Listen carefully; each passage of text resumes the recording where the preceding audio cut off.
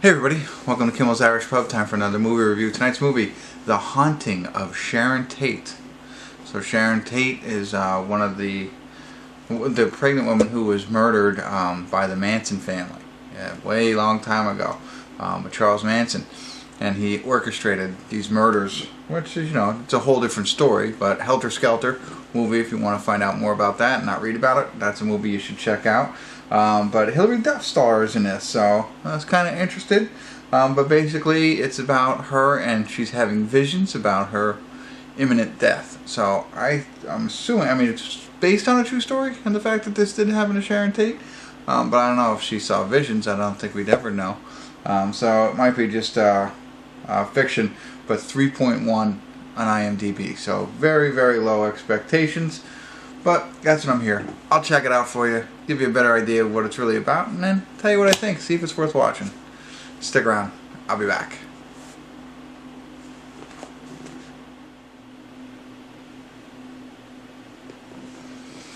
Hey everybody. We're at the credits of The Haunting of Sharon Tate.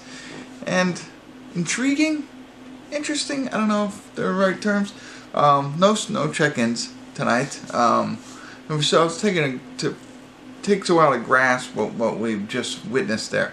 So it starts off and shows some actual footage.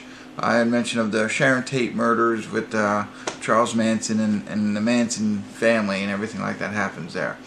And what they did here, while, at first I'm watching it and it seems, not fact-based, but definitely based off of what probably happened back, the whole setup. Where she was and why she was there and her husband wasn't there, all that kind of stuff. It sets you up with that. And then I start watching, as I'm watching it, what is true and what is fabricated in this sense to have more viewers or for people to find more interest in the movie.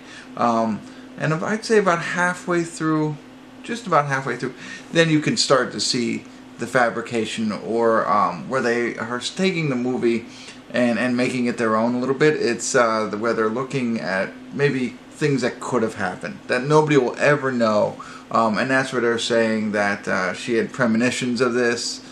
There is an interview. It was Hilary Duff in the interview, but I think it might actually be real, where she talks a little bit about having premonitions and not so much seeing her future, but talks about having faith, and that everything is all laid out for you right now. Like if you make different decisions in your life, do you still follow the same path? So that's actually the entire premise of the movie once you watch the whole thing and you see that. But they take this awful tragedy and try and make it into something a little bit more. At first I thought they were just making it like a horror film. It was jumpy, I tell you that. It seems almost like a B-rated film when you start watching it, but there was times I was like, whew, scared a little bit. So I think they did a good job of that, of seeing, how terrified you could be throughout this entire, episode.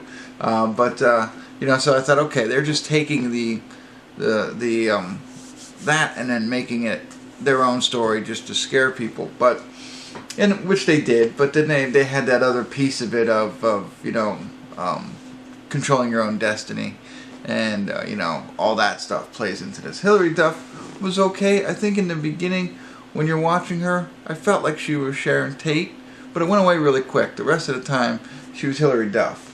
So not much there. It's an interesting take. So if you didn't know anything about this, you might think this is a pretty decent scary movie. But if you're aware of what happened here, it gets a little different. And then at the end, I don't know, I kind of found it, again, interesting and intriguing. They took something, made it their own, and maybe that's not the best thing to do when somebody's brutally murdered, and how they represent her.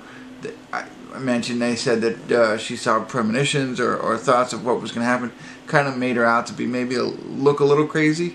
But again, this was all made up because nobody knows what she went through the 3 days leading into what eventually happened. So they're just taking, a little liberty and making this story in order to do that. So because of that, I'm sure a lot of people don't like that, the image that maybe she was portrayed in a little bit.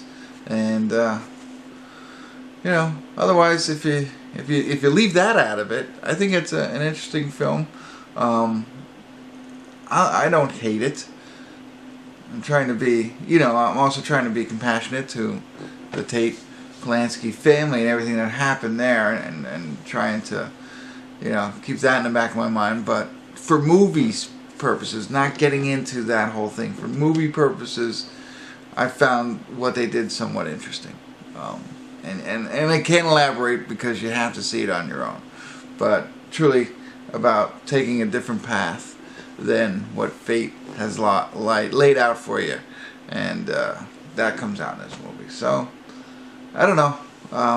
If you know a little bit about it, I don't even know how to recommend this to somebody. Like, you know, it's a tough one to recommend, but it's also interesting to see. So, I'm in quite the quandary at this point. You do what you do. I'm not going to tell you what to do in this one. But if you do end up watching it, you know, let me know your thoughts. It got 3.1 on IMDb, but only 260 some odd people have actually rated it so far. And it's all over. People gave it 10s. People are giving it 1s.